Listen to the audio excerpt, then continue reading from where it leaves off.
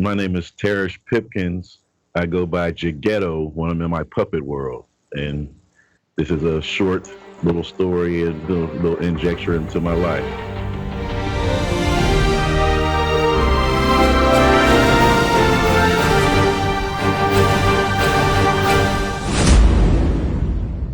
Salutations, you wondrous bipedal miracles.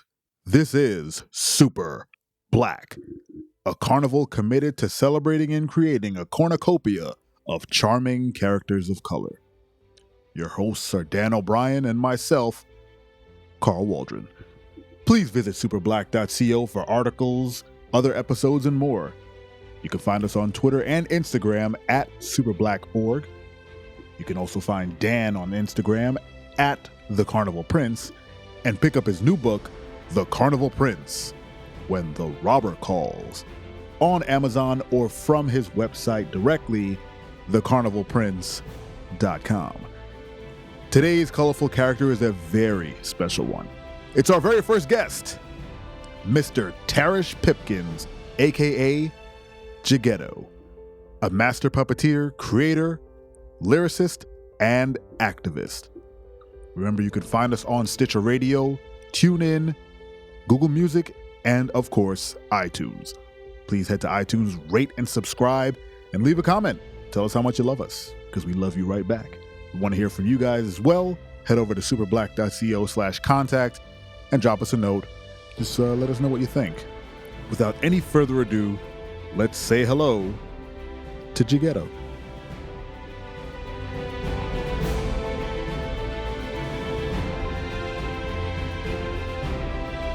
We spoke before, and I also read your bio, and I realized, like, you're an artist. Like, you have done everything under the sun, including cutting hair, which I believe is an art form of its own. And I was actually doing art in people's heads. That's why I got famous on the east side of Pittsburgh. I used to do all type of crazy designs. I started cutting hair at the age of 14 in my bedroom, practicing on my younger brother. Oh, wow. And I started doing all type of the hip hop was all about Dapper Dan back then. So people were getting Gucci signs, Fendi, and all the top designers like carved into their hair. And I got elaborate with it. Started doing like faces and just scenery, graffiti, lettering. This was like 20 years ago. It's still a culture now, but I was one of the pioneers of it back then. I applied my art to every medium that I put my hands on. I've done murals, I do sculpting. And the thing is, all of these past art experiences all led me up to puppetry, because I still have to do all these things to build puppets. I still write poetry and, write scripts for the puppets. I can do my own stage props, which is, sculpting. I do a little sketching, but I don't sketch designs out for the puppets. I just go right in and start painting. That's how I approach my visual art as well. When I do a painting, I start off with the shades and then work my way up to the detail. Mm-hmm. That's the same way I approach like all my artwork. So you mentioned Dapper Dan before, yes, being an influence. Like, can you dive deep into that?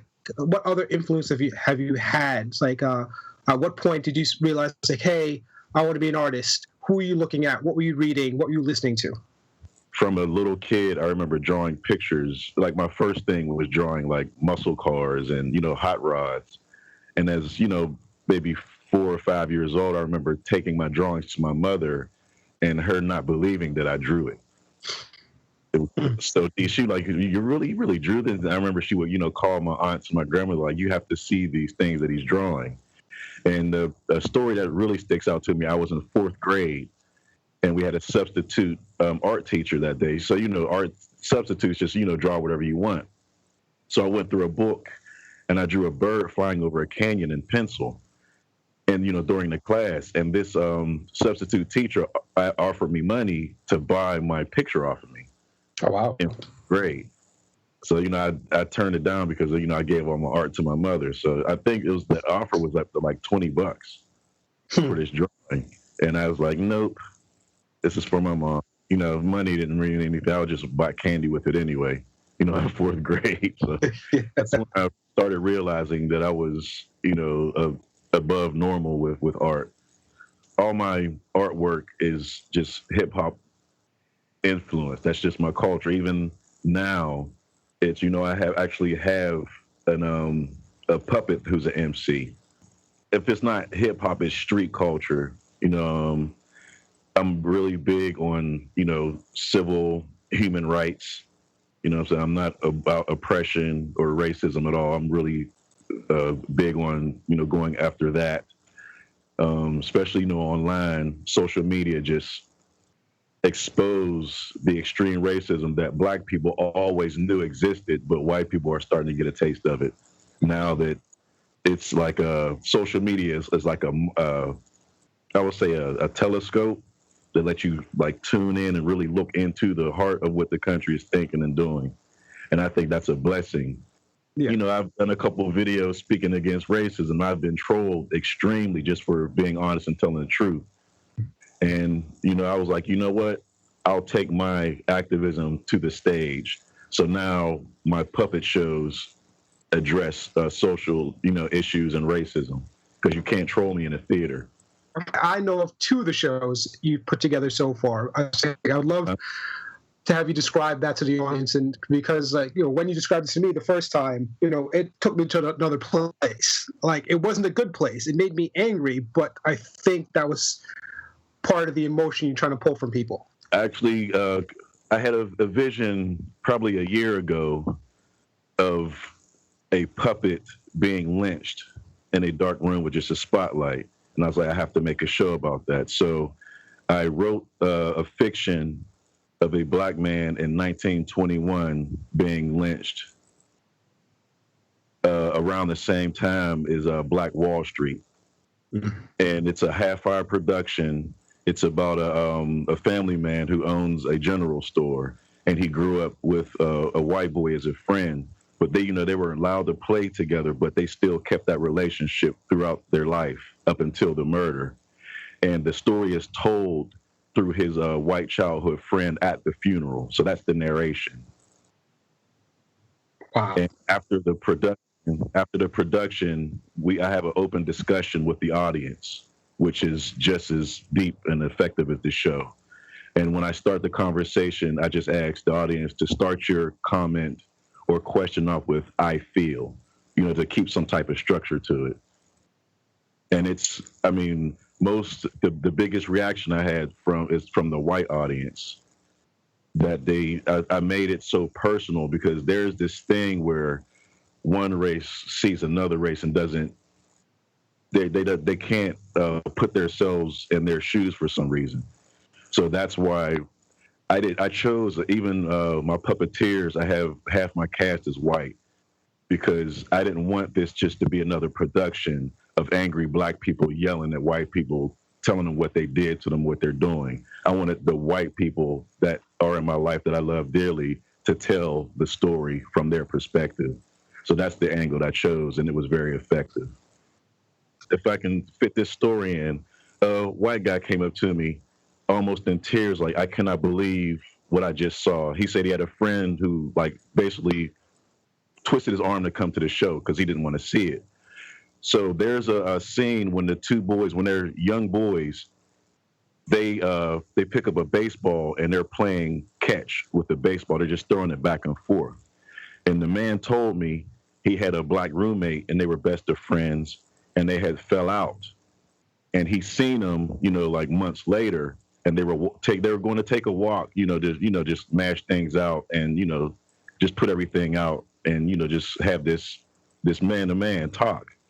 So while they were walking, they seen a baseball in this field. So without saying a word, they just hopped the fence and just start throwing the ball to each other. And he said, you put that in the show. He's like, this is my life. So this is the type of feedback that I was getting from the show.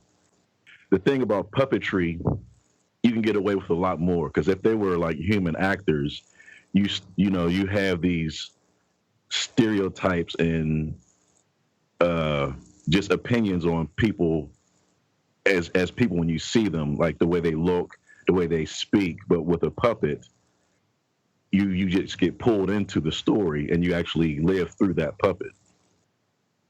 All right. So I can get away with, you can get away with a lot more with a puppet show versus, you know, your regular stage show with human actors. Yeah, they're So I not think they're not inputting their own kind of spin on something. Everyone Exactly. wants to infuse some sort of like, I believe the character would do this, whereas the puppet Exactly. Yeah. is it's just motion. It's a heart. It's, you know, you kind of control the narrative as you go. And Yes. Absolutely, yeah. At what point did you realize, like, okay, this is what I want to spend most of my time doing? Because I know it's like you dipped and dabbled for a little bit. You love sculpture, but like, at what point, like, can you pinpoint that moment where it's like, you know, this is what I want to do? Yeah, I was back in Pittsburgh. It's like 16 years ago. You know, I was doing these wire sculptures. I used to call them 3D scribble because, you know, they were like safety wire, like wire hanger type of thickness. Mm-hmm. Yeah. And I used to make a shape, you know, mostly humanoids. I used to make a shape and I used to twist the wire around it to give it some volume, and it looked like scribble, you know. So I actually made a puppet out of one of them and put clothes on it.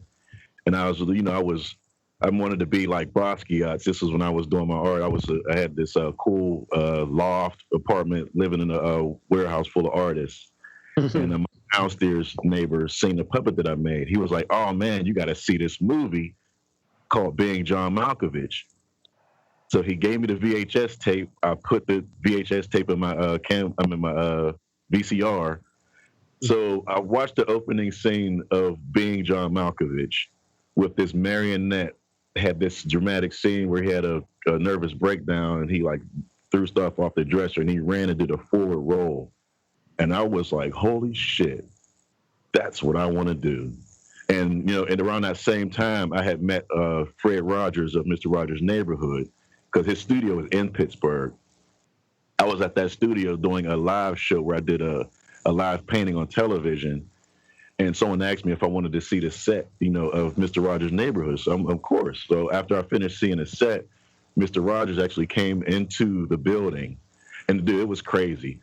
It was like, you know, it's an office setting, so they had cubicles. He's walking down the hallway and like adults are standing up, Fred. You know, he's like walking down the hall like Jesus Christ. He's touching people on the forehead and smiling. Well, I'm standing there, you know, with my wife, like, holy shit, it's Mr. Rogers. So he finally walks up to us, and he's like, you know, how you doing? We spoke. And before smartphones, too, I used to carry all my artwork in a photo album with Polaroid and develop film pictures. I carried it everywhere I went, just in case, you know, I met somebody. So, and, you know, we were talking. He was like, you know, come on into my office. So, man, he hung out with us for like a half hour, man. I showed him my portfolio. You know, we were looking through and we were talking about art. And, you know, I left that. And, you know, when he passed, I was like, wow, you know what?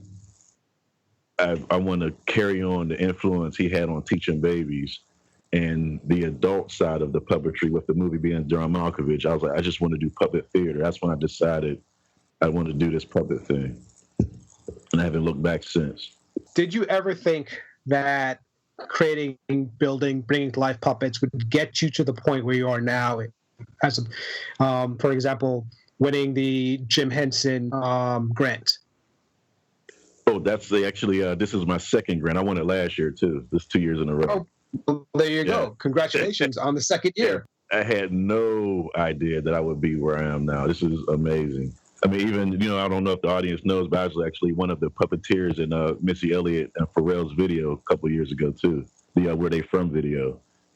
I was one of the puppet scene there. And the funny thing is, you know, I told you I'm an MC for years, but I would have never got the opportunity to meet Missy Elliott and Pharrell rapping, I don't think. But it's funny how it took my puppetry to meet to one of the, you know, two of the top rappers ever through my puppets. And, you know, I never even brought up that I rapped. I just stuck with the puppetry and just took it for what it was.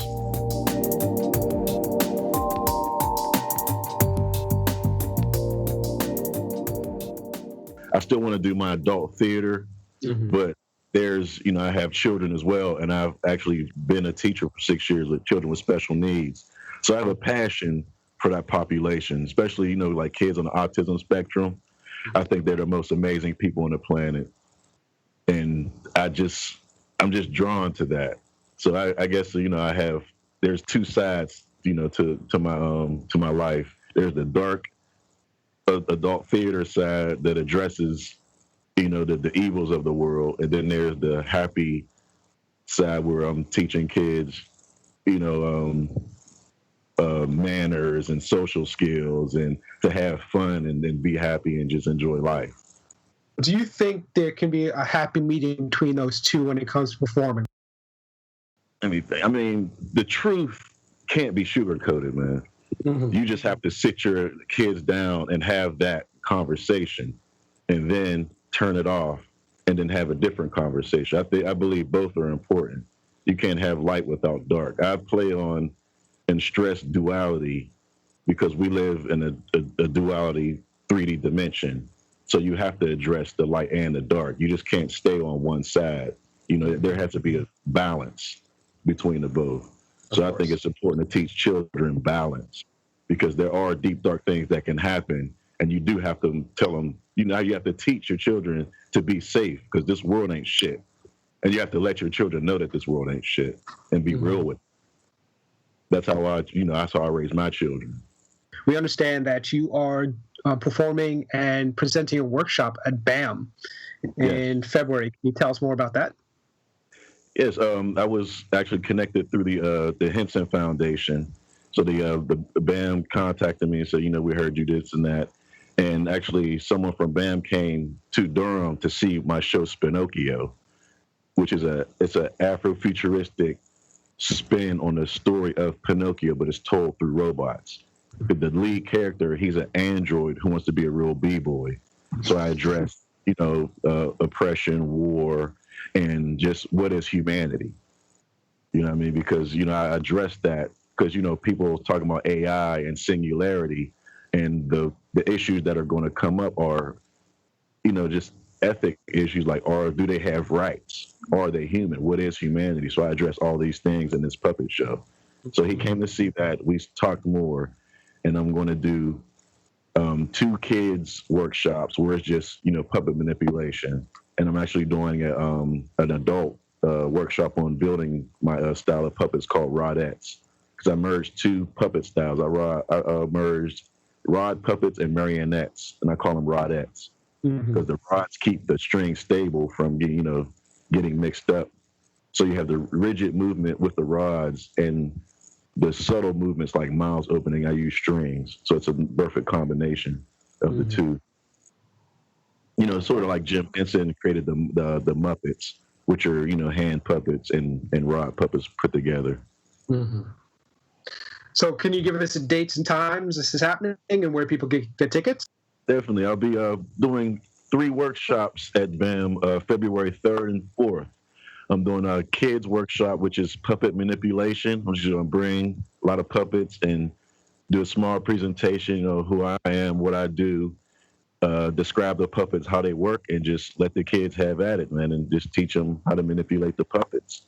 And that'll be going on for 2 days. And then the one adult workshop is, I think, the 4th, that Saturday night at 7 p.m., where I'm going to bring supplies and we're going to build puppets, my Rodette puppets. So that's going to be awesome, man. Hopefully I'll see you there, Daniel. I already bought my ticket, to be honest. Nice. I bought the ticket close a month ago. I pulled up the flyer.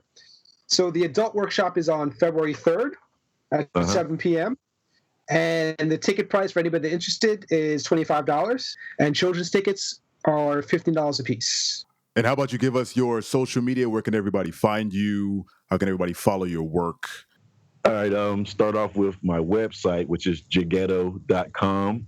I keep updated of upcoming shows, presentations. You know, my bio is there. You can learn a lot about me. Facebook, I go under Tarish Jeghetto Pipkins. That's Tarish. Tarish Jeghetto. My last name Pipkins, Pipkins. And Instagram is Jeghettos_puppets. That's Jeghettos, one word, no apostrophe, _ and puppets. I usually mostly live on Instagram. So yeah, check me out. And you follow, I follow back. I actually follow more people who are following me. So That's very cool. Thank you so much. This was such an amazing interview, and I look forward to seeing you in February. Awesome, man. Thank you for having me. All right. You take care.